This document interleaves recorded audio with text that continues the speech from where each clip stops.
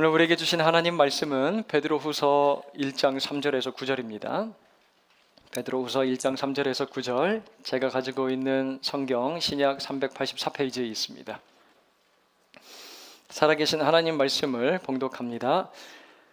그의 신기한 능력으로 생명과 경건에 속한 모든 것을 우리에게 주셨으니 이는 자기의 영광과 덕으로서 우리를 부르신 이를 알므로 말미암음이라. 이로써 그 보배롭고 지극히 큰 약속을 우리에게 주사 이 약속으로 말미암아 너희가 정욕 때문에 세상에서 썩어질 것을 피하여 신성한 성품에 참여하는 자가 되게 하려 하셨느니라. 그러므로 너희가 더욱 힘써 너희 믿음의 덕을, 덕의 지식을, 지식의 절제를, 절제의 인내를, 인내의 경건을, 경건의 형제 우애를, 형제 우애의 사랑을 더하라. 이런 것이 너희에게 있어 흡족한즉 너희로 우리 주 예수 그리스도를 알기에 게으르지 않고 열매 없는 자가 되지 않게 하려니와. 이러한 것이 없는 자는 맹인이라 멀리 보지 못하고 그의 옛 죄가 깨끗하게 된 것을 잊었느니라. 아멘. 미용실에서 제 머리를 하면 한 번씩 이런 이야기를 들을 때가 있어요. 목사님, 그 가르마를 타실 때 오른쪽 또 왼쪽 방향을 한번 바꿔보세요. 그렇게 이제 이야기를 하세요. 그래야 이제 두피도 건강해지고 모발도 보호가 된다고 그래요. 그래서 인터넷으로 가르마 잘 타는 법을 검색을 해봤습니다. 어떻게 하면 가르마를 멋있게 잘 탈 수가 있는지 유튜브에다 한번 물어봤어요. 그런데 그 왼쪽과 오른쪽 가운데 어느 가르마를 타느냐에 따라서 사람의 인상도 다르게 보인다는 거예요. 왼쪽은 좀 강한 리더십을 보여주고 오른쪽은 부드럽고 친근한 이미지를 표현하고 가운데 가르마는 균형감 있고 자연스러운 느낌을 준다고 해요. 그래서 여러분 오늘 설교하는 목사 가르마는 어디로 탔나 집중하지 말고 말씀에 집중을 하셔야 됩니다. 제 머리만 보지 마시고. 그래서 제가 한 번씩 스타일을 좀 다른 인상을 주고 싶어서 다른 쪽으로 머리를 빗어 넘기려고 하는데 그게 쉽지 않아요. 왜냐하면 이게 늘 한쪽으로만 그렇게 가르마를 타고 넘기다 보니까 이제 그쪽으로 뭐가 생긴 거죠? 결이 생긴 거죠. 그쪽으로 이제 결이 딱 들은 거예요, 머리가. 거대한 바위에도요, 풍화 작용 때문에 이런 결이 형성되는 것을 우리가 볼 수가 있습니다. 오랜 세월 계속해서 바람이 불고 또 불다 보니까 그 노출된 부분들이 조금씩 깎이고 또 갈려서 독특한 결이 한 방향으로 이렇게 만들어지는 것을 우리가 볼 수가 있죠. 꿈쩍도 안 할 것 같은 아주 견고한 바위인데도 불구하고요, 계속해서 불어오는 바람에 영향을 받게 되어 있다는 거예요. 그런 바위도요. 그렇다면 우리의 모습은 어떨까 생각을 하게 됩니다. 우리는 어떨까? 그 TV에서 가장 큰 새, 조류인 알바트로스에 대해서 이제 보여주는데 참 흥미로운 점이 있어서 제가 기억을 합니다. 다른 새들은 자기 알을 누가 와서 건드리면 어떻게 합니까? 무섭게 공격을 하잖아요. 막 와서 부리로 쪼우기도 하고 막 날개를 펼치기도 하고 무섭게 공격하는데 이 알바트로스는 가만히 있어요. 사람이 다가가서 그 알을 이제 가져오려고 하면 알을 꺼내가는데도 이 새는요, 오히려 자기 몸을 들어서 알을 가져가도록 비켜줍니다. 그 모습을 보면서 야, 신기하다. 그리고 또 이상하다. 본능적으로 자기 알을 지키려고 막 공격을 할 텐데, 방어를 할 텐데, 그러지 않고 왜 저렇게 행동을 할까? 제가 참 궁금했습니다. 근데 그 이유를 이렇게 설명을 해요. 포식자가 하나도 없는 섬에 살다 보니까, 서식하다 보니까 자기 알을 적극적으로 방어해야 될 습성이나 그런 경계심이 만들어지지 않았다는 거예요. 자기보다 위에 있어서 공격할 수 있는 그 포식자가 없으니까 그냥 그 상태가 자기에게 익숙해져 버렸다라는 거예요. 우리는 주위에서 흔하게 볼 수 있는 이런 어떤 환경의 영향으로 결이 형성되는 것처럼 사람들이 모여 있는 공동체에도 어떤 분위기 또 정서적인 온도가 자리를 잡고 형성이 되는 것을 볼 수가 있죠. 가정, 학교, 직장, 지역, 그리고 교회에 들어가 보면 그 안에 내부에 흐르고 있는 어떤 분위기, 느낌이라는 게 느껴져요. 알 수가 있습니다. 그건 첫 인상으로 파악이 되기도 하고요. 또 그곳에 오랫동안 머물며 지내는 동안 이제 파악되기도 하죠. 지난 몇 주 동안 우리가 정한 올해 2025년 표 무엇입니까? 복음을 품다, 그 땅에 이르다예요. 그 표가 먼저 우리에게 어떤 메시지를 전달해 주는가에 대해서 우리가 함께 살펴보고 있습니다. 에스겔서 47장을 가서 보면요, 아무것도 살 수 없을 것 같은 그런 황폐한 땅에 성전에서 시작된 물이 큰 강줄기를 이루어서 흘러가는 것을 우리가 볼 수가 있어요. 그리고 그 생명의 물이 바다에 이를 때 어떠한 일들이 일어나는지 여러 가지 변화들을 우리에게 그림 언어로 보여주고 또 들려주고 있어요. 황폐한 땅에 풀과 나무가 자라고, 그리고 열매가 맺히고 나뭇잎은 많은 사람들을 살리는 약재로 사용이 됩니다.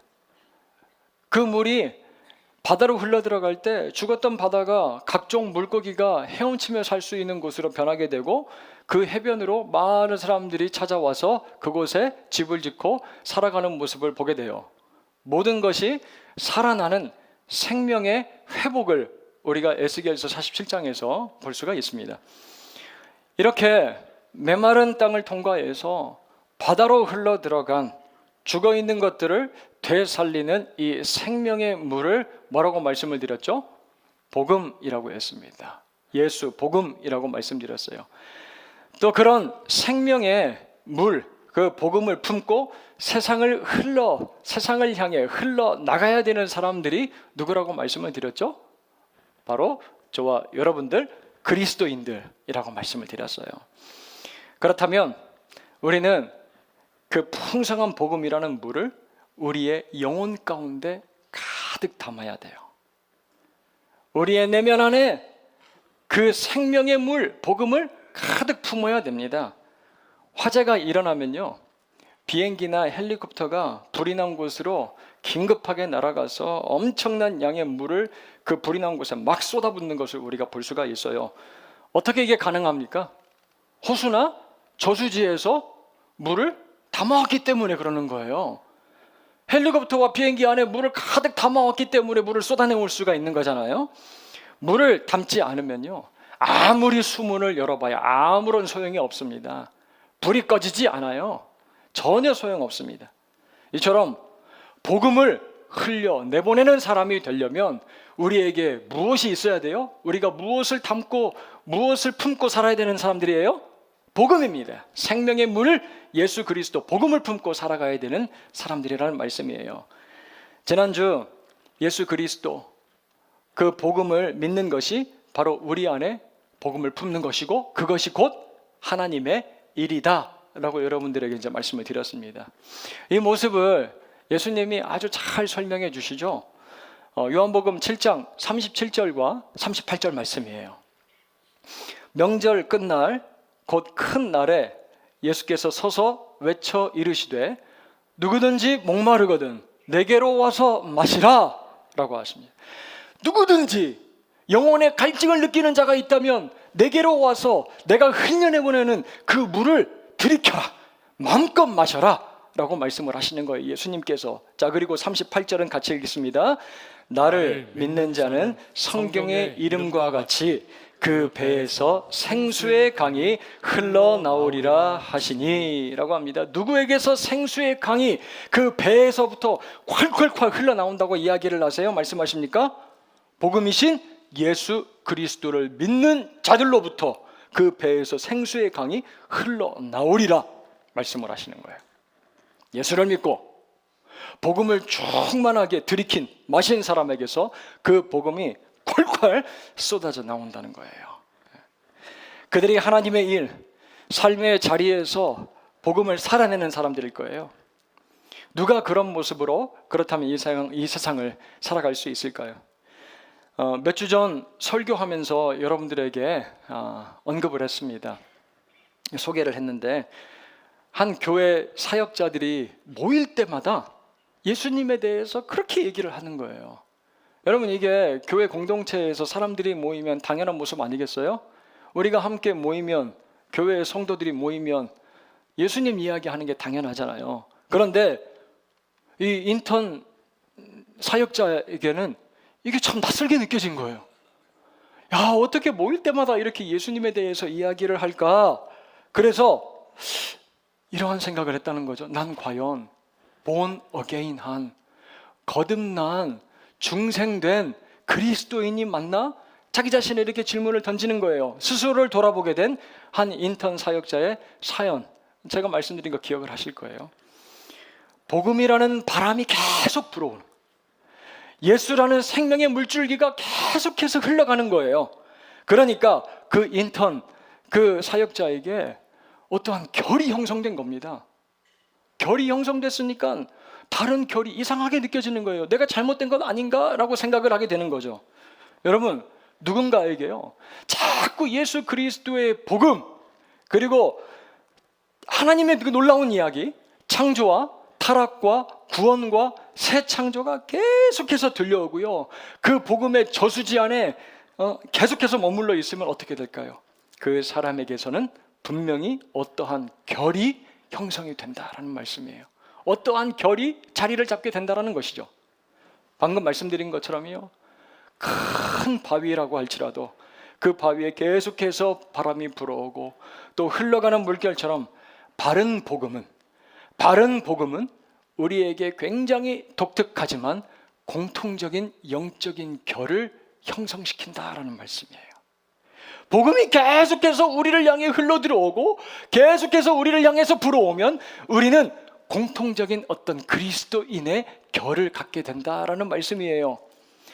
여러분, 우리 세한교회와 우리 한국교회에서 찾아볼 수 있는 우리 그리스도인들의 영적 결은 어떠한 모습이라고 생각을 하세요? 그리스도인들이 가지고 있는 영적인 결이 있다면 그것이 무엇이라고 여러분 생각을 하십니까? 복음 안에 우리가 푹 담겨서요, 염색이 되면 우리가 다들 다른 색깔로 살아가고 있을지라도 공통된 색깔이 나타나게 되어 있다는 말씀이에요. 예수라는 강한 향신료가 우리 인생 가운데 뿌려지면 우리가 다양한 맛을 갖고 있을지라도 공통된 맛이 우리들의 삶 가운데서, 우리들의 내면 가운데서 드러나게 되어 있다라는 거예요. 사랑하는 여러분, 우리 모두가 복음이 만들어내는 그리스도인만의 독특한 그 결을 소유할 수 있는 저와 여러분들 모두가 될 수 있기를 주님의 이름으로 축원합니다. 그러한 맛을 내고 그러한 색깔을 내는 그리스도인들로 살아갔으면 참 좋겠어요.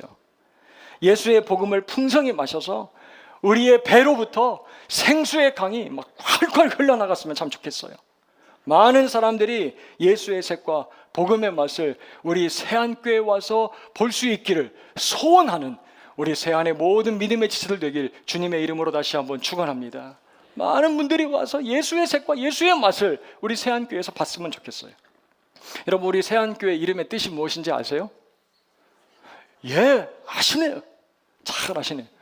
예, 복음을 통한 새로운 한국건설과 세계 복음화예요. 세계 복음화. 이러한 원대한 하나님의 계획, 비전을 가지고 있는 우리 세안교회, 위대한 세안교회. 예. 아멘. 위대한 세안교회. 우리 세안교회는 몇천 명, 몇만 명이 모이는 메가철치는 아니에요. 잠실 본동에 자리를 잡고 있는 지역교회입니다. 한 지역교회예요.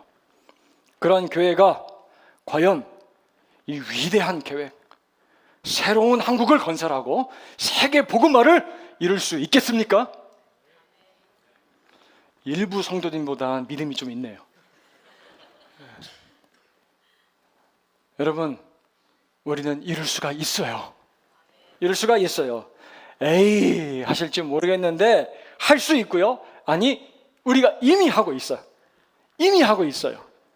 한 사람이라도 그 마음 가운데 살아있는 타오르는 그 복음을 품고요, 그 복음의 결이 드러난 모습으로 예수 그리스도께서 보내시는 그 땅에 이루고 있다면 우리는 새로운 한국을 건설하고 있고 세계 복음화를 이루어가고 있다는 사실이에요. 이 사실을 믿으시기를 바랍니다.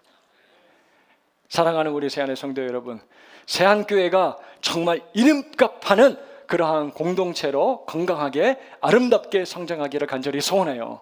저는 담임 목사로서요, 이러한 교회로 우리 교회가 아름답게 지어져 가는 그러한 모습 되기를 간절히 소원해요. 그런 모습이 됐으면 좋겠어요. 자, 그런 맥락에서 오늘 말씀은 복음의 결이 어떻게 형성이 되고 또 어떠한 모습인지를 우리에게 들려주고 있어요. 자, 먼저 함께 읽은 3절 말씀 가서 보면 우리 그리스도인들이 소유하게 되는 이 독특한 성향, 저는 이제 여러분들에게 이걸 영적인 그리스도인의 결이라고 표현을 했는데요, 그것이 어떻게 형성이 되는지 우리에게 잘 들려주고 있어요. 자, 처음에도 말씀드렸듯이 한 방향으로 뭔가가 자리를 잡으면 그게 가르마라도 바꾸는 게 쉽지 않다라고 이제 말씀을 드렸잖아요. 한 번씩 제가 평일날 그리고 수요일날 머리를 이제 내리고 가면 우리 권사님들이 참 좋아하세요. 목사님 오늘 스타일이 좀 바뀌었는데 순박하고 청년같이 보이고 또 이렇게도 말씀하시는 권사님이 계세요. 목사님 귀엽다. 그 말이 되게 좋아요. 그래가지고요, 그 말 자주 듣고 싶어가지고 머리를 자꾸 이제 아래로 빗어 내리는데 이게 한번 위로 이제 자꾸 빗다 보니까 어떻게 돼요? 이게 잘 안 돼요. 안 내려갑니다. 그래서 막 눌러놓고 있기도 하고 제가 그러는데, 여러분 성경의 인물을 봐도 그래요. 한번 결이 잡히면 이게 좀처럼 변화되기가 어렵습니다. 충동적이고 감정적이지만 열정도 뜨거워서요, 막 물에 뛰어들기도 하고 칼을 꺼내서 휘둘렀던 인물이 있죠. 딱 떠오르는 사람, 예수님의 제자 베드로예요. 베드로. 그 정반대인 사람도 있어요. 아주 논리적이고 지성적인 사람. 그래서 한번 결정하면요, 아주 강한 추진력으로 사역의 자리로 물불 안가리로 뛰어드는 사람이죠. 그래서 베드로를 엄하게 책망한 적, 꾸짖은 적도 있어요. 모두가 말려도 나는 뭐 죽어도 괜찮아, 나는 죽음도 각오했다 하면서 예루살렘으로 올라간 사도 바울입니다. 사도 바울이에요. 사람들은 다들 이렇게 저마다 가진 결들이 있어요. 성향이 다 다릅니다.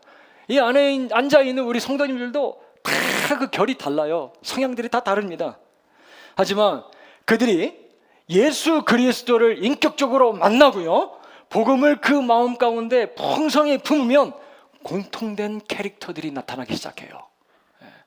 독특한 어떠한 영적인 결을 우리가 만들어가고 형성되는 것을 볼 수가 있다는 거예요. 자, 그 변화가 어떻게 가능한지 3절 앞부분은 이렇게 언급을 하고 있어요.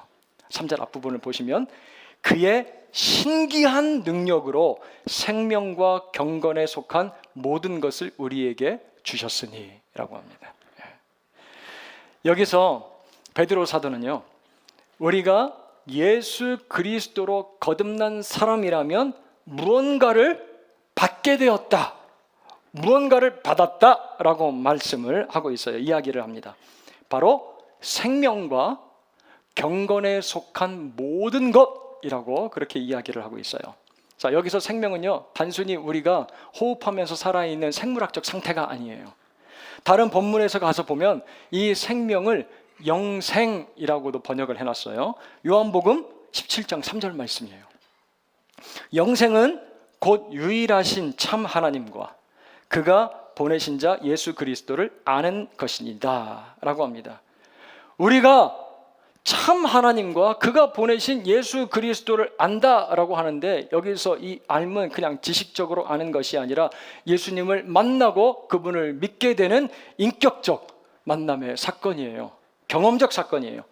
자, 그 사건을 통해서 영생을 얻은 우리가 살아가는 모습을 갈라디아서 2장 20절은 이렇게 잘 보여주고 있어요. 갈라디아서 2장 20절 말씀을 보세요. 그런즉 이제는 내가 사는 것이 아니요, 여기도 함께 읽겠습니다. 오직 내 안에 그리스도께서 사시는 것이라.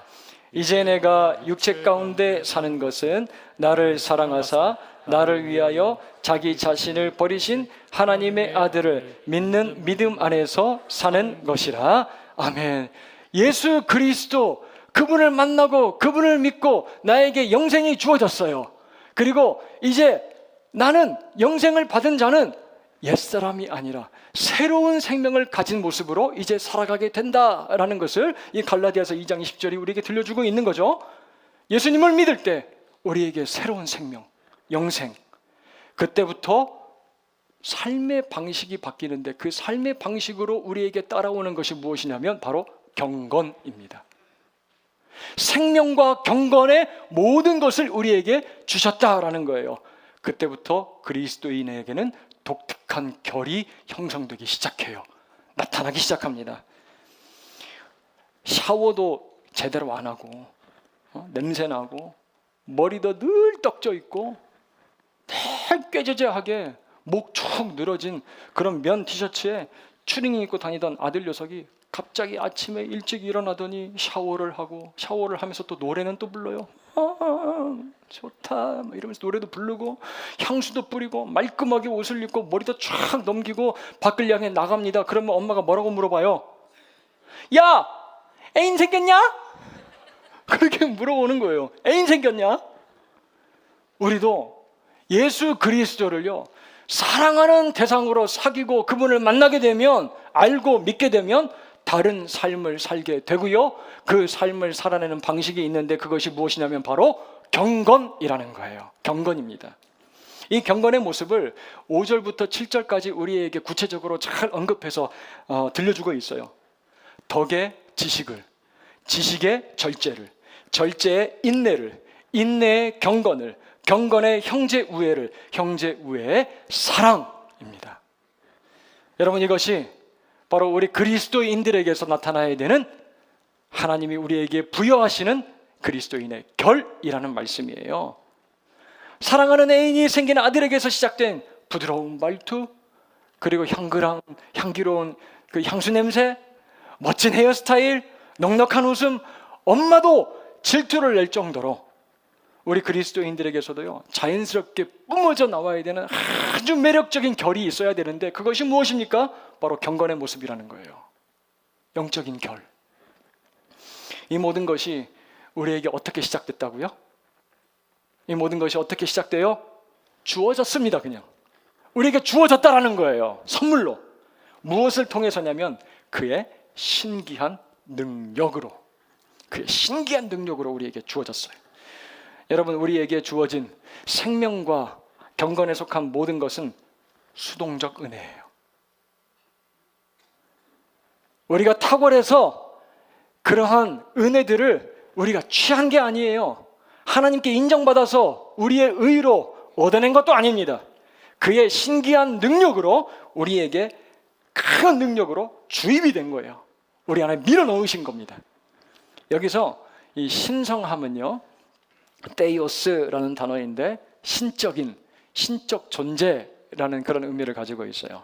그리고 능력은 드나미스인데, 이 드나미스는 다이너마이트의 어원이던 헬라어 단어예요. 힘과 강력한 역사, 권능이라는 뜻을 가지고 있어요. 즉, 저와 여러분 모두에게 새로운 생명과 경건에 속한 모든 것들이 신적인 능력을 통해서 거부할 수 없고 거절할 수 없는 강한 힘으로 밀고 들어와서 우리의 영혼 가운데 자리를 잡게 되었다라는 거예요. 자리를 잡게 되었다. 생명과 경건에 속한 모든 것들이. 그 일이 언제 일어났는지 계속해서 여러분들 3절 뒷부분을 보세요. 이는 자기의 영광과 덕으로서 우리를 부르신 이를 알므로 말미암음이라 라고 합니다. 알므로 말미암음이라. 여러분, 뭐가 먼저예요? 나를 불러주심이. 나를 불러주셔서 그때 내가 하나님을 알게 될 때 생명과 경건에 속한 모든 것이 신적인 능력으로 내 안에 주입이 되었다라는 말씀이에요. 하나님의 은혜로 나를 불러주셨고, 그 부르심 가운데 하나님을 알게 되었을 때 놀라운 신적 능력을 통하여 내 안에 생명과 경건들이 주입되었다라는 말씀이에요. 제가 쉬는 월요일 여기저기 이제 다녀보면요, 사람들 다 일하는 시간이잖아요. 그때 제가 간 곳에 사람들이 있으면 다 어떻게 보이는지 아세요? 동종업계 사람들로 보여요. 동종업계 사람들. 얼굴에 다 목사다 라고 쓰여 있는 사람들이 이렇게 앉아 있을 때 이게 보여요. 그 음식점이나 카페에서 그래서 누가 목사님 부르면 제가 얼른 바라봅니다. 정신 바짝 차리고 목사님 그러면 제가 얼른 이제 쳐다보는데 한 서너 분이 같이 고개를 돌리세요. 다 목사들인 거지. 목사들이 고개를, 거기 안에 한 몇 분이 계시는 거예요, 목사님들이. 그런데 제가 아니라 다른 목사님을 부른 거예요. 다른 목사님. 저도 그분도 서로를 몰라요. 그렇게 관계가 형성되지 않으면 그 부름과 저는 상관이 없고 그 부름에 저는 어떤 영향도 받지 않습니다. 그런데 우리 세안교회 성도님이 카페에서 이제 커피를 마시고 계세요. 제가 그 안에 들어가서 집사님! 아유 집사님 여기 계셨어요. 그러면 어떻습니까? 제가 커피값이라도 내야죠. 여러분 저를 만나면 아는 체 하세요. 좋은 일이 생길지 아닙니까? 밥값도 내고 커피값도 낼 수 있는 거예요. 관계가 형성되기 때문에 어떠한 결과가 나오게 된다라는 말씀이에요. 사랑하는 여러분, 우리 모두는요 하나님의 부르심을 받은 사람들이에요. 하나님의 부르심을 받고 그분을 알게 된 사람들이에요. 그런 우리에게 하나님은 신기한 능력으로요, 아주 신기한 능력으로 우리 가운데 새로운 생명과 새로운 그 삶을 살아가는 방식, 경건을 주입 불어 넣으셨다라는 말씀이에요. 이 사실을 믿으시기를 바랍니다. 이 자리에 앉아있는 저와 여러분들은요 하나님께서 새로운 생명과 그 생명을 살아가는 놀라운 방식인 경건을 불어 넣으신 자들이라는 말씀이에요. 우리가 교회 공동체로 모였다면 이 진리가, 이 말씀이 자꾸 우리를 쓰다듬어야 돼요. 자꾸 우리를 어루만져야 됩니다. 빗어야 돼요. 바람처럼 물처럼 우리에게 자꾸 와서 불어야 되고 우리를 관통해서 흘러가야 됩니다. 그러면 우리에게 무엇가 생기는 거예요? 그리스도인의 결이 생겨요. 그리스도인의 맛과 색깔이 생기기 시작하는 거예요. 자, 그런데 그렇지 않으면 어떻습니까? 하나님의 전적인 은혜로 내가 새로운 생명을 받았고 삶의 방식으로 초대받았음을 잊어버려요. 그러면 우리는 또 스스로 일하려는 자기 열심 가운데 빠져 자기의 의에 빠져서 살아가게 됩니다. 내 가정을 내 방식대로 한번 멋지고 아름답게 세워보려고 만들어가 보려고 몸부림치면서 노력하는 거예요. 지난주 설교처럼 자칫 잘못하면요 우리 세안교회도 더 매력적으로 보이도록 우리의 방식과 스타일로 스스로 원하는 분위기, 우리끼리의 결을 만들어갈 수도 있다는 말씀이에요. 한 성도님이 저에게 했던 이야기가 늘 기억에 남습니다. 뭐라고 하시냐면요, 목사님 멋있는 교회가 아니라 맛있는 교회 만들 수 있도록 목회를 해주세요. 멋있는 교회가 아니라 맛있는 교회 되게 해주세요. 사랑하는 여러분, 우리 가정과 교회가 어떤 결을 소유하길 원하십니까? 우리 세안교회 공동체 복음의 결, 예수 그리스도의 결이 머물고 자리 잡는 교회가 되길 주님의 이름으로 축원합니다. 그렇다면 먼저 우리를 불러주신 그 하나님을 우리가 더 깊이 알아야 되고 그 하나님과 더 친밀하게 교제를 해야 됩니다. 그 주님께서 어루만지시는 손길을 경험을 해야 돼요. 그 주님의 숨결을 우리가 느껴야 됩니다. 그러면 우리는 신기한 능력으로 우리에게 값없이 주신, 은혜로 주신 생명과 경건에 속한 모든 것들을 풍성히 누리면서 살아가게 될 거예요. 그때 누구도 흉내낼 수 없는, 누구도 따라할 수 없는 그러한 예수와 복음의 독특한 결이 우리의 공동체 가운데 자리 잡게 될 거예요. 우리의 삶과 가정에도 그 결이 나타나게 될 거예요. 그러한 은혜를 누리는 우리 세안의 모든 성도들 되길 주님의 이름으로 축원합니다. 자, 그렇다면 우리를 부르신 하나님을 알므로 그의 신기한 그 능력을 통해 생명과 경건에 속한 모든 것을 받은 이유와 목적이 무엇입니까? 4절은 이로써라고 시작을 하면서요 그 답을 들려주고 있어요. 그 보배롭고 지극히 큰 약속을 우리에게 주사, 여기서부터 함께 읽습니다. 이 약속으로 말미암아 너희가 정욕 때문에 세상에서 썩어질 것을 피하여 신성한 성품에 참여하는 자가 되게 하려 하셨느니라. 아멘. 여러분, 우리가 새로운 생명과 그 생명을 살아내는 방식인 경건을 은혜로 받은 이유가 무엇이라고요? 세상에서 썩어질 것들을 피하고 무엇에 참여하여 살게 하도록? 신성한 성품에 참여하여 살게 하도록 우리를 불러주셨다는 거예요. 생명과 그 생명을 살아내는 방식을 우리에게 주입시켜 주셨다는 거예요.